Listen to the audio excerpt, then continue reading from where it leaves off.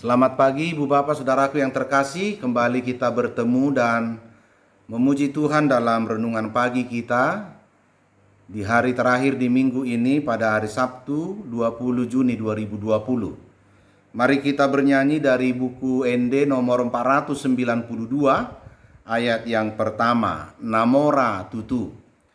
Namora Tutu sangap damangi ibana napuna sude artai nang sere nang perak nang hepeng sude tapuji ibana unduk pitabe anak kona doa anak kona doa dibain Tuhan Yesus anak kona doa. Mari kita berdoa. Sungguh Tuhan, kami mengaku kami adalah anak-anak Tuhan dan Engkau adalah Bapa kami, sumber kehidupan kami. Saat ini kami bersyukur memuji Tuhan. Engkau telah memberi kami kehidupan di hari ini atas napas, kekuatan dan kesehatan. Kiranya berkat yang kami peroleh semakin mendorong kami untuk melakukan apa yang Tuhan kehendaki. Saatnya kami mendengarkan firman-Mu untuk kami hidupi. Kiranya kuasai hati pikiran kami dalam Roh Kudus, agar firman itu selalu menjadi kekuatan dan leluasa memerintah kami. Inilah doa dan permohonan kami. Dalam Yesus Kristus kami berdoa dan bersyukur. Amin.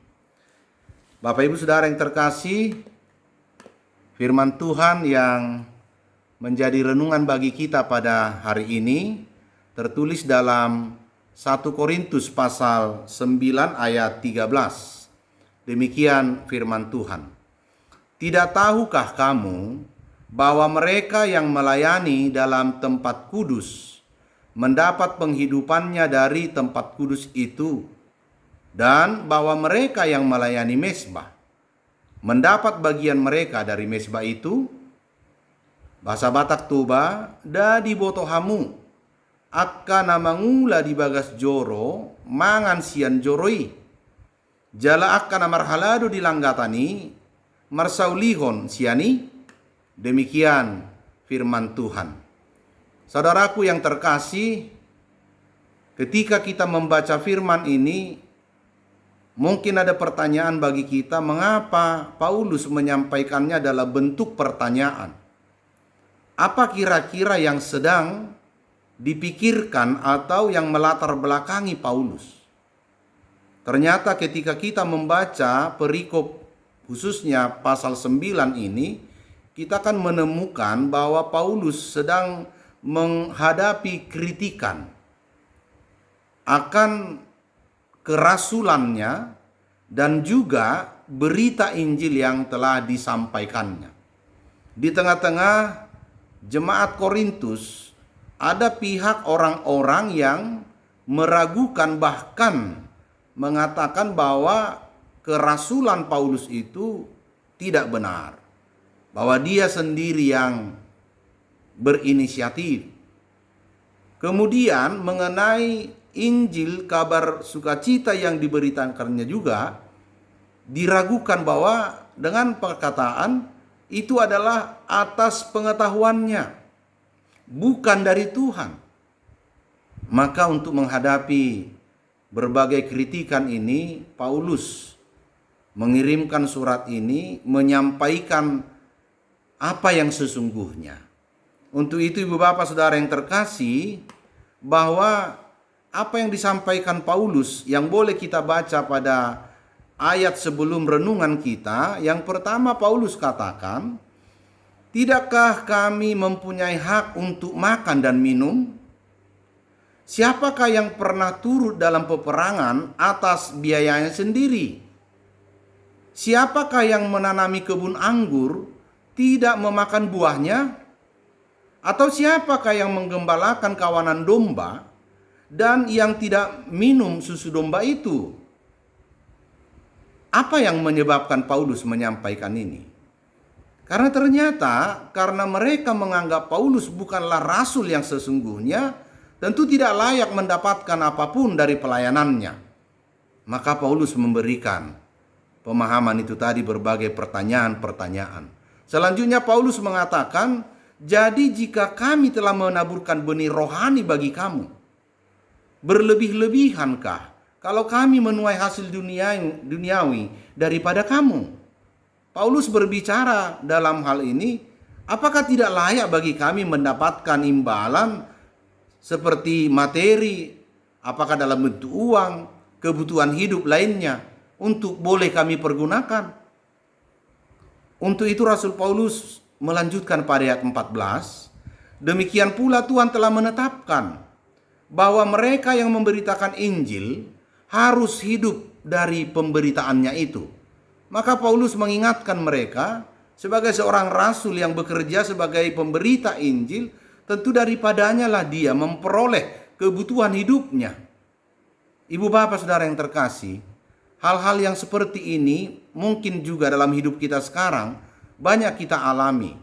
Apakah kita sebagai seorang hamba Tuhan, pelayan firman, atau jemaat, atau siapapun di tengah-tengah keberadaan kita dalam gereja atau persekutuan-persekutuan kita, mungkin saja muncul juga seperti ini, bahwa banyak pemahaman hamba Tuhan itu akan dipelihara oleh Tuhan, akan diberikan Tuhan segala kebutuhannya.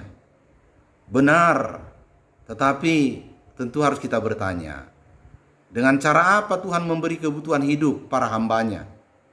Maka Paulus berbicara di sini. Jika orang yang bekerja di tempat kudus, dari tempat kuduslah dia memperoleh bagiannya. Yang bekerja di mesbah, dari mesbahlah dia memperoleh bagiannya. Ibu bapak saudaraku yang terkasih, ada satu berita di satu gereja ketika mereka mengadakan rapat dalam menetapkan program pelayanan dan tentunya berkaitan juga dengan menetapkan anggaran jemaat atau gereja itu untuk dipergunakan dalam 1 tahun pelayanan. Begitu antusiasnya jemaat dan juga para majelis yang dipimpin oleh pendeta dalam rapat itu. Namun ketika ada bahasan mengenai anggaran atau pembiayaan kebutuhan hidup pendeta yang melayani di gereja itu, ada di antara peserta rapat yang menyampaikan kepada pendeta melalui pertanyaan, Bapak Pendeta, apakah pendeta yakin sepenuhnya bahwa Tuhanlah yang memelihara hidup pendeta? Bahwa Tuhanlah yang membutuhi kebutuhan hamba-hamba Tuhan? Saya menyampaikan ini tentunya punya alasan, dia sampaikan kembali. Bagaimana Elia dibutuhi oleh Tuhan, sekalipun dia berada dalam satu tempat yang jauh, yang mungkin terisolasi dari keramaian. Melalui burung gagak, Tuhan bisa memberi dia makan. Kenapa Bapak Pendeta meragukan itu? Karena mungkin jemaat ini memahami ada keraguan atau kesangsian bagi pendeta ini akan kebutuhan hidupnya yang tidak tercukupi. Untuk itu pendetanya menjawab, ya terima kasih atas pertanyaan dari Bapak peserta rapat. Saya percaya sepenuhnya bahwa Tuhan memelihara hidup para hambanya, termasuk saya. Namun saya mau meluruskan akan cerita tentang Elia. Tahukah Bapak atau kita semua yang ada di sini, mengapa Tuhan harus memakai burung gagak untuk membutuhi kebutuhan Elia. Yang pertama kita harus tahu, Elia saat itu dalam masa sulit, dalam pengejaran, dia hendak dibunuh. Maka Tuhan yang memerintahkan dia untuk bersembunyi di tepi sungai Kerit. Yang kedua, Tuhan yang memberikan jaminan kepada Elia bahwa Tuhan akan memberi kebutuhan hidupnya, minum dan makan. Dan Tuhan memerintahkan burung gagak setiap waktunya mengantar kebutuhan makanan untuk Elia. Dan pendeta itu terus melanjutkan. Untuk itu ibu bapak, seluruh peserta rapat, kalau Elia menerima kebutuhan hidup dengan cara yang Tuhan buat melalui burung gagak, karena sebenarnya tidak ada lagi orang yang peduli dengan kebutuhan hidupnya, tidak ada lagi yang mau memberikan makanan bagi Elia. Saya mau bertanya di tengah rapat ini, gereja ini, apakah di jemaat dan seluruh orang-orang yang ada di gereja ini tidak lagi peduli dan mau memberi kebutuhan hidup seorang pelayan di gereja ini? Apakah harus burung gagak kembali datang kemari? Dengan menyampaikan itu, ibu bapak saudara terkasih, akhirnya mereka menyadari ternyata bahwa benar Tuhan membutuhi kebutuhan pelayannya, hambanya, juga melalui gereja yang sedang dilayaninya. Demikian Paulus mau mengingatkan jemaat di Korintus bahwa mereka sesungguhnya harus memahami itu. Maka Paulus katakan, yang boleh kita renungkan dari firman Tuhan ini, sesungguhnya setiap orang yang telah melakukan setiap pekerjaannya, tentu dia dari sanalah menerima sumber hidup atau kebutuhan hidupnya yang diperlukan setiap hari yang dia jalani. Rasul Paulus memberikan penjelasan yang sangat mendasar. Bagaimana orang-orang di Korintus memahami keberadaannya sebagai seorang rasul yang memberitakan firman Tuhan, bahwa dia juga membutuhkan biaya hidup. Dia juga memerlukan kebutuhan-kebutuhan jasmani untuk dia pakai, untuk dia pergunakan, menyokong, mendukung setiap pelayanannya. Yang boleh juga digambarkan dalam bentuk materi, uang, barang, dan sebagainya. Tentunya bukan berarti Paulus mau melegalkan bahwa suatu keharusan semua harus dimiliki, bukan. Tapi kebutuhan dalam pelayanannya. Ibu bapak saudara yang terkasih, kita harus juga akui bahwa bentuk penghargaan dalam pelayanan yang Paulus mau sampaikan adalah untuk memberi hal yang wajar, termasuk tadi dalam kebutuhan hidupnya. Maka kita boleh teringat, di dunia perjanjian lama ada yang disebut imam. Mereka lah yang melayani di bait Allah, mereka yang melayani di mezbah. Kita ingat Imam Eli yang bertugas untuk memberi persembahan kepada Tuhan. Akan tetapi di suatu saat ketika anak-anaknya Hofni dan Pinehas melakukan kecurangan, kejahatan di mata Tuhan, mengambil yang bukan bagiannya, mendahului Tuhan, apa yang terjadi? Maka Tuhan murka dan mereka diberi ganjaran atau hukuman. Tentunya kita belajar dari situ bahwa sesungguhnya ada orang-orang yang telah ditetapkan untuk bekerja di bait Allah, dan daripadanya lah mereka mendapatkan bagian yang sesungguhnya. Akan tetapi jika itu benar-benar dia lakukan, jangan mempermainkan. Sebagaimana saya sampaikan tadi, Hofni dan Pinehas, ketika mereka telah mempermainkan persembahan yang telah disampaikan melalui bait Allah kepada Allah, Tuhan tidak menerima atau tidak menyenangi hal seperti itu. Ibu bapak saudaraku yang terkasih, kita boleh belajar dari setiap peristiwa perjalanan gereja.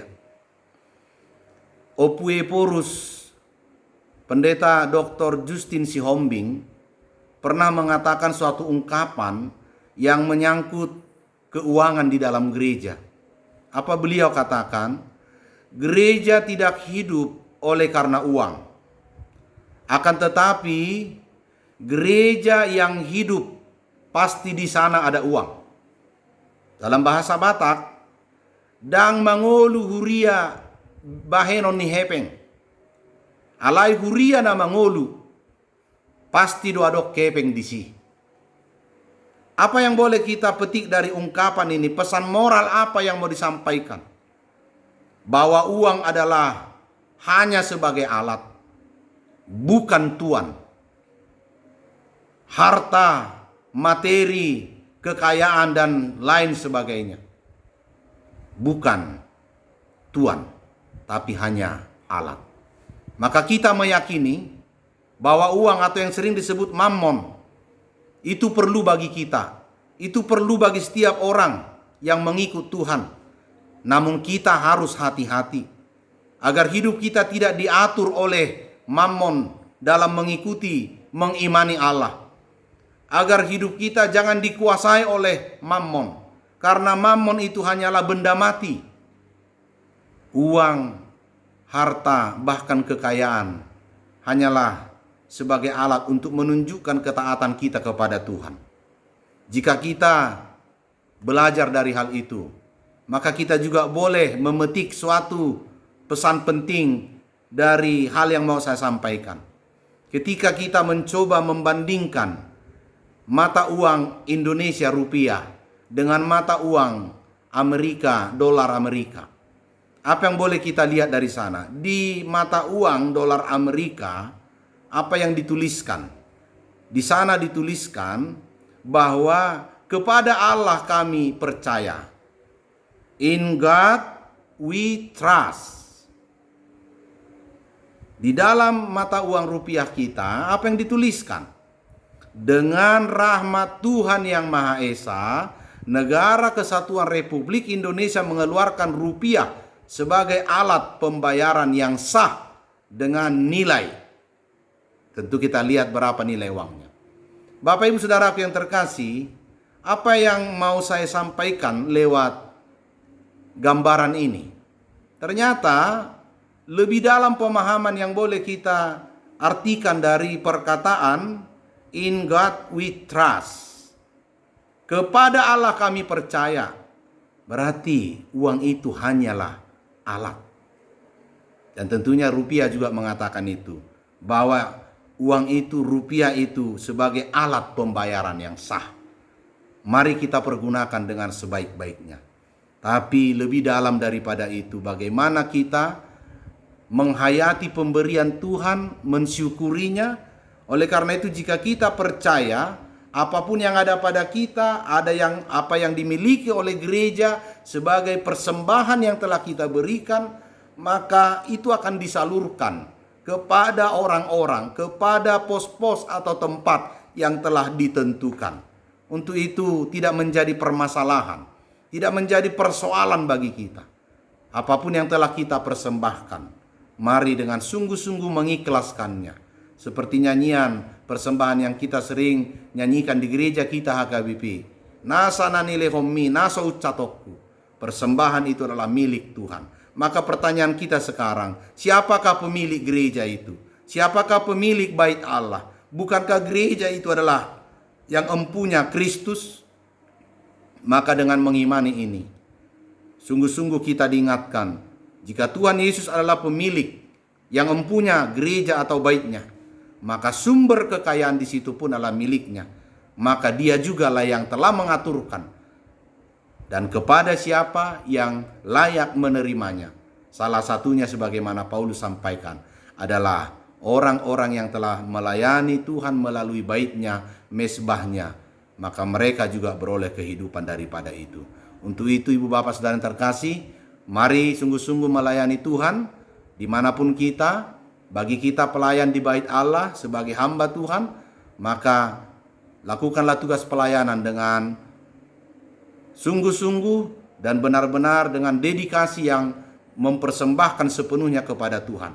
Jika itu kita lakukan, yakin dan percayalah, Tuhan akan memelihara dan memberi segala kebutuhan kehidupan kita. Tuhan memberkati dan Tuhan menguatkan kita agar kita semakin menjadi saluran berkat dimanapun kita berada, dan Tuhan dipermuliakan. Amin, mari kita berdoa. Sungguh Tuhan, kami berterima kasih atas firman-Mu yang telah menyapa kami, bahwa benar di tengah-tengah kehidupan kami adalah hal yang sangat realistis, yang sering juga kami hadapi sebagaimana Paulus hadapi, akan keberadaannya sebagai seorang rasul dan juga akan kebutuhan-kebutuhan hidupnya yang selayaknya dia peroleh, namun banyak hal yang harus dihadapi. Demikian Tuhan pada kehidupan kami saat ini. Tapi kami tidak mau larut dalam hal-hal pertentangan-pertentangan seperti itu. Kami mau kembali memahami bahwa sesungguhnya Engkaulah yang punya bait-Mu, Engkaulah yang punya gereja, maka apapun yang dimiliki di tengah-tengahnya adalah kepunyaan Tuhan juga.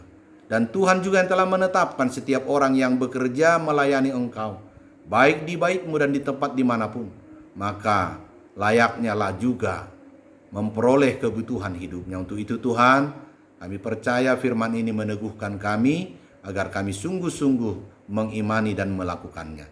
Berkatilah seluruh jemaat-Mu dimanapun berada. Ajari kami untuk sungguh-sungguh mempersembahkan hidup kami sepenuhnya kepada Tuhan, bahwa apapun yang menjadi kepunyaan kami adalah kepunyaan Tuhan.